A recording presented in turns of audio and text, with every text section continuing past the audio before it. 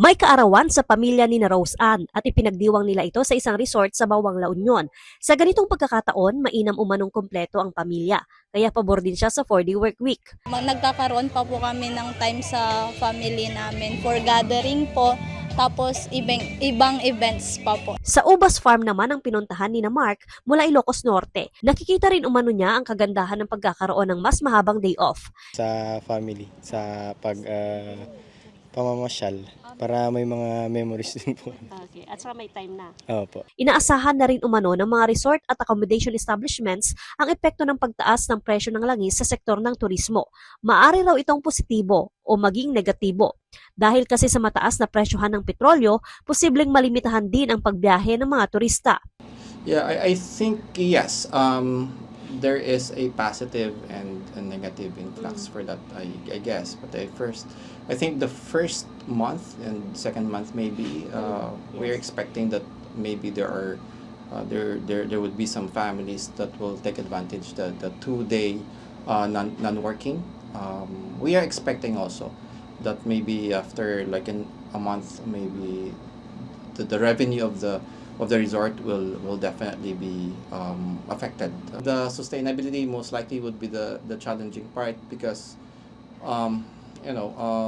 everything is affected by what's going on. Nakahanda naman umano ang kanilang mga amenities kung sakaling dumami ang bilang ng turista dahil sa long weekend, bunsod ng pagpapatupad ng 4-day work week.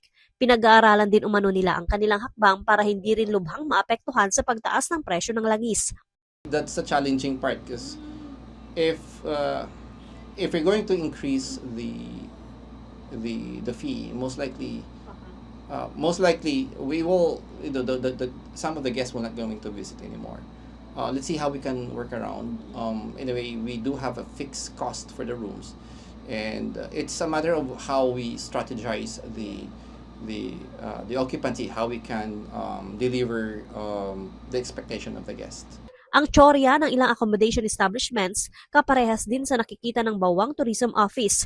Bagamat handang-handa rin umano ang kanilang mga tourist destinations, lalo't pabakasyon ng mga learner at parating na rin ang summer season. We are expecting a volume of tourist arrival, pero